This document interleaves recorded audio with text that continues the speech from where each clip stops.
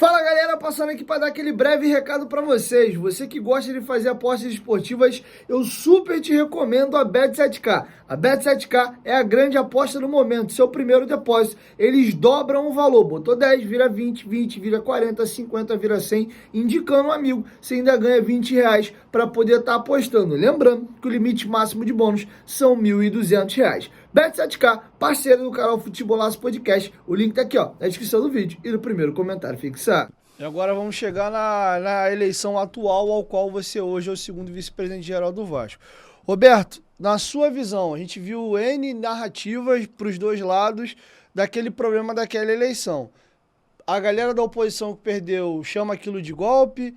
Para a situação, fica uma briga jurídica, das pessoas que eu escuto aqui, é uma guerra de narrativa jurídica sobre a eleição do dia 7, do dia 14, e você, até por ser advogado, dá a sua visão do qual foi o grande problema da eleição de 2020, que culminou em duas eleições, na do dia 7, vencida pelo Luiz Roberto Levenciano, que no final dela tem um encerramento ali por uma ordem judicial, e no dia 14 tem um vencimento do Jorge Salgado. Qual a sua visão, em linhas gerais, do grande problema daquela eleição? Olha, quando eu entrei ali na Mais Vasco, na chapa, eu comecei a entender melhor. Confesso a você que eu estava meio afastado, meio cansado dessas coisas de Vasco. E quando eu entrei, eu comecei a entender essa dinâmica. E existia claramente, a gente estava no meio da pandemia, e existia claramente... e eu faço parte, por exemplo, do Conselho Fiscal do Jockey, aqui do Rio de Janeiro, Jockey Clube, que teve uma situação parecida, né, de eleições virtuais ou híbridas e tudo. Eu acho que todo o bom senso recomendava para uma eleição híbrida, no mínimo, né, porque você juntar um bando de pessoas num estádio, num ginásio fechado, no meio da pandemia, era temerário ali, né, do que poderia acontecer com a saúde das pessoas, né? E o que nos pegou totalmente de surpresa foi a decisão e, pior, a divulgação dessa decisão já depois das 6 da tarde, não é? Que teria eleição no dia seguinte. Quer dizer, então isso foi uma loucura, não é? E o candidato, o Leven, aparentemente teria conhecimento dessa decisão antes, porque ele estava totalmente estruturado ali, né, para a eleição. Quer dizer, então a gente saiu de uma forma, vamos dizer, competitiva em desvantagem. Você chegou lá de manhã, tinham carros de som, todo mundo posicionado, toda a estrutura montada como se já tivesse muito mais preparado para a eleição no dia 7 do que nós, que fomos surpreendidos com uma decisão 8 horas da noite. A gente estava até naquela entra, não entra, faz, não faz. O pessoal virou noite imprimindo os papéis da chapa, as cédulas. Então foi realmente uma loucura realizar aquela eleição, não é? E nós fomos para lá porque entendíamos que tínhamos que ir, afinal, enfim, a decisão judicial tem que ser cumprida, não é? Mas até foi sempre Vasco, que foi recorrendo, né, dessa decisão e conseguiu uma decisão no Superior Tribunal de Justiça mandando suspender a eleição, né? E o que me deixou mais indignado naquela tarde, foi que uma vez que a decisão chegou, as urnas deveriam ter sido lacradas, não é? Trancados, aquilo acautelado em algum lugar e esperado, né, uma segunda decisão, uma revisão daquela decisão para fazer a apuração dos votos, né? E a gente foi surpreendido, todo mundo, com o prosseguimento das eleições, sem maiores constrangimentos em relação a uma decisão judicial do presidente do Superior Tribunal de Justiça, não é qualquer decisão. Claro que todas as decisões têm que ser cumpridas, mas essa da autoridade máxima ali, que estavam subordinados, e contaram os votos às escuras, quer dizer, sem fiscalização, sem a participação das outras chapas, quer dizer, quem garante que aquele resultado era um resultado, eu não vou discutir agora, mas que era um resultado real e que pudesse ser proclamado, não é? Assim, só um contraponto. O Sérgio Frias ficou e ajudou a contar os votos. Tinha alguma parte da imprensa ainda cobrindo o evento. Sim, mas... Não. Mas o que eu estou dizendo é o seguinte, aquilo ali não podia ter sido feito. Você não podia ter... Não, eu não estou entrando no mérito se podia ou não podia. Não, estou dizendo que assim, temos sozinho. Tinha ainda gente tudo lá. Bem, mas enfim, não era como deveria, né, ser feita uma apuração Tudo bem. Decentemente, né? Então, acho que isso foi a questão do dia 7.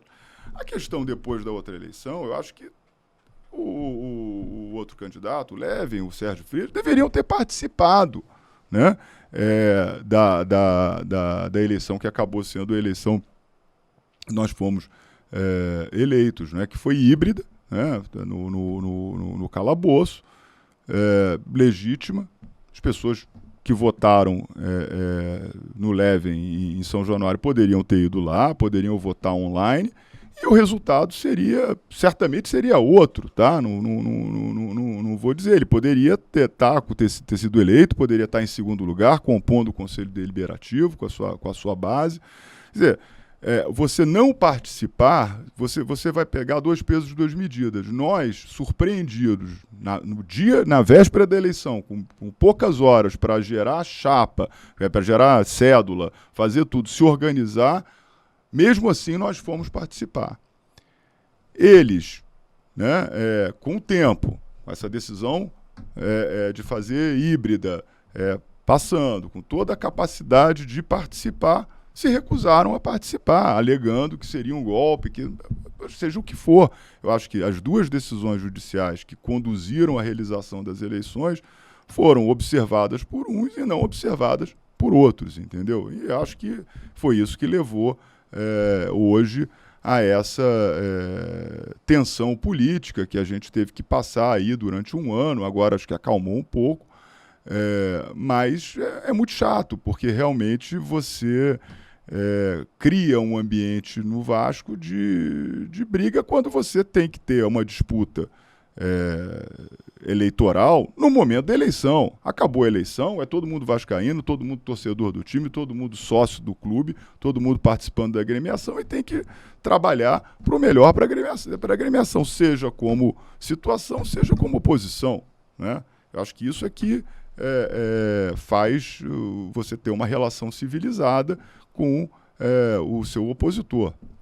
O que o Levin alega para não ter participado da segunda é que ele, em respeito a quem participou da primeira, ele não acharia justo participar da segunda, e um argumento que a gente ouvia muito na torcida ali foi porque, após ser aberto as urnas e contado os votos, tinha um sentimento naquele momento ali, um acordão de anti-Levin, ou seja, o Levin ali, naquele momento com a primeira eleição, ele era o candidato que tinha mais votos. Sendo que, somado os votos da Sempre Vasco com a Mais Vasco, unificando esses votos, ele não ganharia. E aí, um dos motivos alegados era, primeiro, em respeito a quem participou da primeira, a gente não participa da segunda, e tinha-se um temor de não, eles vão juntar as chapas e a gente... Juntar, que eu digo, não é desfazer a chapa, não, uma combinação de voto entre os eleitores, e aí ele não ganharia. O que você acha desse argumento? Eu acho o argumento tolo, eu lamento que tenha esse argumento. Eu acho que tem eleição, se ele confia, e acho que em respeito aos seus eleitores, ele tinha que ter participado, para as pessoas poderem votar nele de novo. Né? Acho que foi o grande erro dele. Eu acho que sim, eu acho que foi um erro estratégico, porque se ele tem os votos, se ele tem aqueles eleitores que são fiéis a ele, se ele acredita que ele repetiria essa votação, não pode presumir que 2 chapas se uniriam para derrotá-lo. Até poderia, mas aí ele ficaria em segundo lugar e teria uma composição, uma participação no Conselho Deliberativo. Com essa decisão, ele não teve lugar nenhum, não teve cadeira nenhuma, quer dizer. Então é uma oposição que acaba ficando uma oposição de Instagram, de Twitter, de rede social, mas não uma oposição dentro do Conselho, onde você toma as decisões políticas do clube, né? Agora, para mim, a grande surpresa nessa eleição foi a colocação da Sempre Vasco. Porque, voltando no episódio do golpe da Lagoa, aí que entra o Campelo e não entra o Júlio, e eu acho que a Sempre Vasco, na cabeça deles, vídeo que aconteceu na outra eleição, e o clamor popular no primeiro momento, era de, estamos eleitos já para a próxima, esquece. Eles demoraram muito a lançar a candidatura, fica aquela, pode ser o Júlio, pode ser o Edmundo, e ficava enrolando, não anunciava o candidato. Teve a pandemia, o Levin começou a campanha bem antes, já ali na pandemia, as outras chapas foram sair bem já próximo mais ali à eleição. Ele apresentou o projeto dele, foi ganhando popularidade nas redes sociais, foi muito bem aceito a ideia dele, e eu acho que a Sempre Vasco está numa de, a gente já ganhou já principalmente pelo que aconteceu na outra, e para mim a grande surpresa daquela eleição não foi nem o primeiro e o segundo, foi a Sempre Vasco acabar como terceira. Você pega, já que na segunda o Leve não participou, a grande surpresa ali para mim foi a votação que o Salgado teve, porque assim, eu trabalho com rede social, você não via o nome do Salgado pipocando em rede social, foi uma surpresa, eu esperava talvez até mais um Júlio versus Leve, e acabou que ele na votação ali na primeira, que teve os três, ficou em segundo, e na outra, que foram vocês contra o Júlio, ficaram em primeiro. Eu acho que aí vem um pouco assim da questão assim o Jorge é uma figura importante na história do Vasco, é uma figura emblemática aí no clube, né? Transmitiu confiança, seriedade. Eu acho que o sócio que buscava mais senioridade talvez tenha visto isso nele.